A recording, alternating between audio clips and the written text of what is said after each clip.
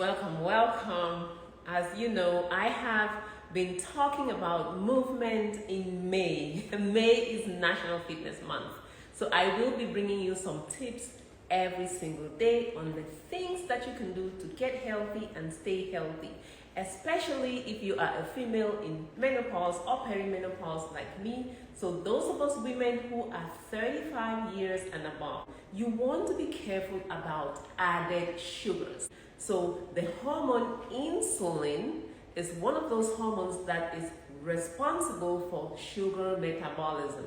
When you get older, past the age of 35, especially when you're in menopause, your estrogen levels decline and will make your body less sensitive to insulin. So you've got a double whammy going on if you don't watch out for added sugars. Why do I say that? When you are insulin resistant, you have a higher level of blood insulin. Insulin is a fat storage hormone. If you are consuming sugars, your insulin level is going even higher. See, menopause, insulin resistance, sugar consumption, more insulin resistance. If insulin is not working well, your blood sugars start to get high. First thing you know, you're in menopause. Now you're pre-diabetic and diabetic also. Diabetes is one of those causes of heart disease, heart attacks, strokes, and things like that. We don't want that. If you're like me, I used to be over 300 pounds. I've worked so hard over the past 12 years to get here. I weighed myself today and I was 179 pounds. I mean, I cannot believe it. I've been working so hard. One of the things that I had to do though was to break that sugar addiction.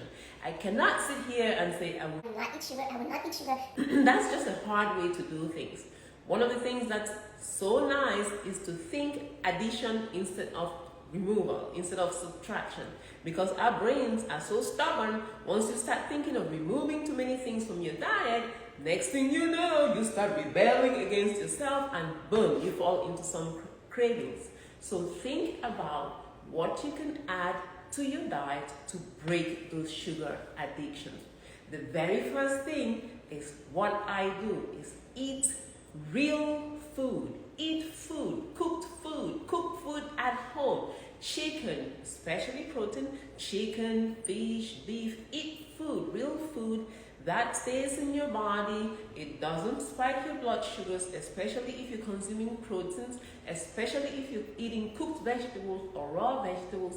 They stabilize your blood sugars and reduce your cravings for things with added sugars. That's one thing. Secondly, menopause, I've always talked about increasing specifically your proteins. I'm going to show you what I'm having for breakfast. 1 second. Where did it go? I just had it here. There you go. What I'm having for breakfast right here. So this is my breakfast oatmeal. It looks pretty white because I made this with protein powder, collagen powder, mixed that up, and then I added oatmeal to it. And if you look in there, I've got some blueberries. This has got about 35 grams of protein in it and healthy carbohydrates. The next thing you want to do to stabilize your blood sugars so that you're not craving sugars is exercise. I just finished the 1-hour boot camp workout this morning. Exercise is really important.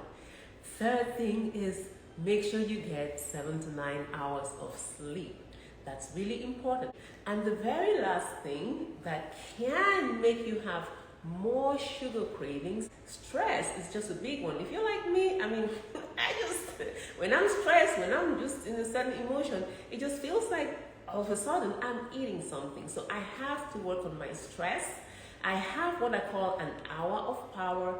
Every morning is not a whole hour. I just wake up in the morning, lay here with myself, think about my goals, and give myself some positive affirmation. And by the way, give yourself those compliments. Stop discouraging yourself by telling yourself too many negative things. Start your morning, every single morning, with those positive affirmations. All right, so here comes the movement part. I'm going to show you what you can do from a chair.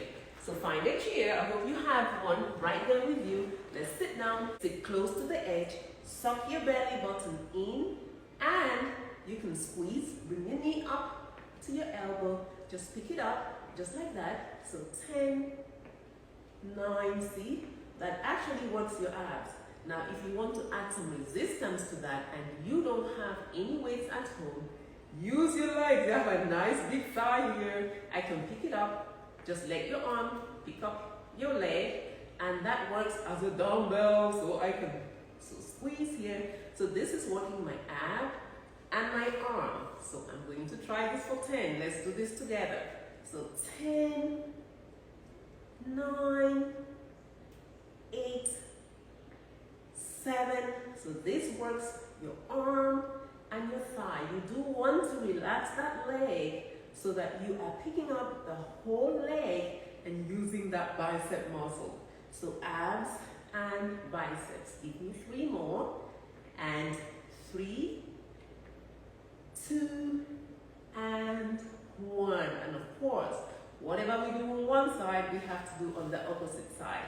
Again, suck that belly button in, shoulders up, nice and straight. Make sure you relax that leg. See how I recruit my bicep by picking up my big old leg?